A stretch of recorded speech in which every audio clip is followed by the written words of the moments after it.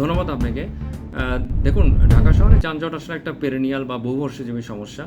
কারণ এই শহরের যে বেড়ে ওঠা যে নগরায়ন, সেটা অনেকটাই অপরিকল্পিতভাবে হয়েছে এবং একটা আদর্শ শহরে যে পরিমাণ সড়ক থাকার কথা, তার তুলনায় আমাদের মাত্র 1/3 সড়ক আছে এবং যে পরিমাণ সড়ক আছে সেটাও কিন্তু আমরা পুরোপুরি ব্যবহার করতে পারি না।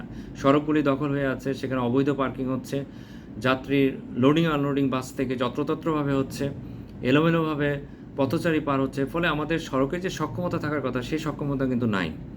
পাশাপাশি আমি বলব যে গত 1 থেকে 1.5 মাসে যেহেতু আমাদের সড়কে ট্রাফিক পুলিশের উপস্থিতি কিছুটা কম ছিল, এই সুযোগটাকে অনেকটা কাজে লাগিয়ে আমি বলব যে ঢাকার আশেপাশে থেকে কয়েক লক্ষ ব্যাটারি চালিত রিক্সা মাইগ্রেট করে কিন্তু ঢাকা শহরের মধ্যে চলে এসেছে এবং ঢাকা শহরের মূল যে আমাদের সড়কগুলি আছে সেই সড়কগুলি তারা দখল করে নিয়েছে এবং গণপরিবহনের সাথে তারা অনেকটা প্রতিযোগিতা করছে।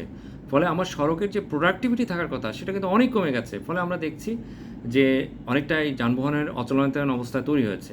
তো এখান থেকে আসলে পরিত্রাণের জন্য আমি বলব যে আমাদের ট্রাফিক পুলিশ তাদের পূর্ণ সক্ষমতা নিয়ে আসলে এনফোর্সমেন্টে যেতে হবে এবং আমাদের মূল সড়কে যে ব্যাটারি চালিত রিক্সা চলছে, যেটা আসলে অবৈধ যানবাহন, চালক অবৈধ, কোনো ধরনের বিআরটির অনুমোদন নাই, সেই ছোট ছোট খুচরা যানবাহন করে আমার মূল সড়ক থেকে আসলে সরিয়ে নিতে হবে এবং আমার রোড নেটওয়ার্ক যতটুকুই না থাকুক, এর যে জাংশন পয়েন্টগুলি আছে সেই জাংশনের পয়েন্টের মধ্যে বাসের যাত্রী ওঠানামা করানো বা অবৈধ পার্কিং এটা একেবারেই বন্ধ করে দিতে হবে এবং বাসগুলোকে আসলে নির্দিষ্ট স্টপেজ বা বাস বেতে থামানোর ব্যবস্থা করতে হবে, সেখানে এনফোর্সমেন্ট করতে হবে যাতে করে একটা বাসের পাশে আরেকটা যেন না দাঁড়িয়ে যায়।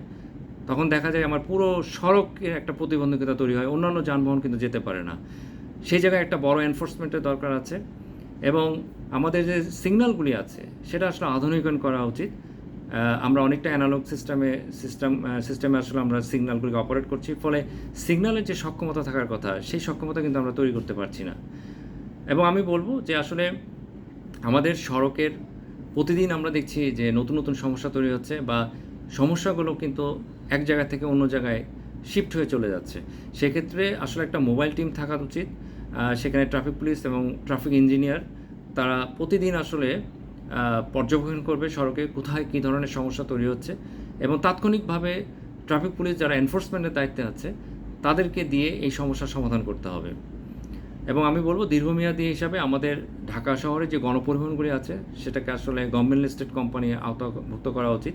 বাসগুলির জন্য আলাদা লেন দিয়ে সিগন্যাল প্রায়োরিটি দিয়ে যাত্রী পরিবহনের সক্ষমতা বাড়াতে হবে। কারণ আমি চাইলেই কিন্তু এখন সড়ক বাড়াতে পারবো না, অর্থাৎ ব্যক্তিগত গাড়িকে নিরুৎসাহিত করার জন্য আমার গণপরিবহনকে আসলে ঢেলে সাজাতে হবে এবং গণপরিবহনকে যদি আমরা একটা শৃঙ্খলে আনতে পারি, আমার ধারণা প্রায় 60 থেকে 70% যারা নগরবাসী আছেন প্রতিদিন বিভিন্ন কাজে সড়কে নামেন তাদেরকে আমরা একটা বড় কিন্তু গণপরিবহনের সেবার আওতাভুক্ত করতে পারবো। তখন সড়কেও যে ছোটো ছোটো যানবাহনের যে চাপ সেটা কিন্তু অনেকাংশে নিয়ন্ত্রিত করা সম্ভব।